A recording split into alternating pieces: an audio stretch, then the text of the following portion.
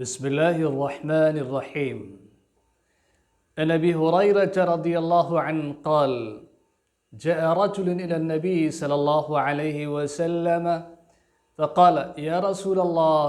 أي الصدقة أعظم أجرا؟ قال: أن تصدق وأنت صحيح شحيح تخشى الفقر وتأمل الغنى ولا تمهل حتى إذا بلغت الحلقوم قلت لفلان كذا ولفلان كذا وقد كان لفلان متفق علیہ۔ حضرت ابو ہریرہ رضی اللہ عنہ سے روایت ہے، وہ فرماتے ہیں کہ اللہ کے رسول صلی اللہ علیہ وسلم کی خدمت میں ایک شخص آیا اور اس نے پوچھا کہ اے اللہ کے رسول، کون سا صدقہ سب سے زیادہ اجر والا ہے؟ تو اللہ کے رسول صلی اللہ علیہ وسلم نے ارشاد فرمایا کہ تم صدقہ کرو اس حال میں کہ تم صحت مند ہو اور تمہیں مال کی لالچ بھی ہو، اور اگر اس خرچ کر دو تو فقر کا خوف بھی ہو، اور اس مال کی وجہ سے تمہیں مالداری کی امید بھی ہو، اور پھر تم اس میں دیر نہ کرو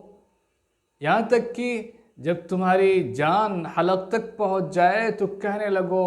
فلاں کے لیے اتنا ہے، فلاں کے لیے اتنا ہے، اور فلاں کو اتنا دے دینا۔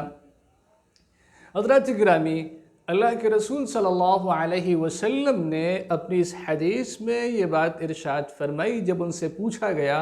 کہ کون سا صدقہ زیادہ اجر والا ہے، تو اللہ کے رسول نے فرمایا کہ انت صحیح، کہ تم اس حال میں صدقہ کر رہے ہو کہ تم صحت مند ہو۔ عام طور سے انسان صدقہ و خیرات اور وصیت دوسرے کے لیے اس وقت کرتا ہے کہ جب اس کی جان جا رہی ہوتی ہے، تو آدمی صدقہ اس حال میں کرے کہ وہ صحت مند ہو اور اس کو مال کی لالچ بھی ہو کہ مال ہمارے پاس ہونا چاہیے، اس کی ضرورت لگتی رہتی ہے، اور فقر کا خوف بھی ہو کہ اگر یہ مال میں صدقہ کر دوں گا تو غربت آ جائے گی یا ضرورت پیش آ جائے گی، اور یہ بھی امید ہو کہ اگر یہ مال رہے گا تو ہمارے ضرورت میں کام آئے گا اور مالداری رہے گی۔ اس حال میں صدقہ کیا جائے تو وہ بہتر ہے۔ انسان کو ٹالنا نہیں چاہیے کہ جب اس کی جان نکلنے کے قریب ہو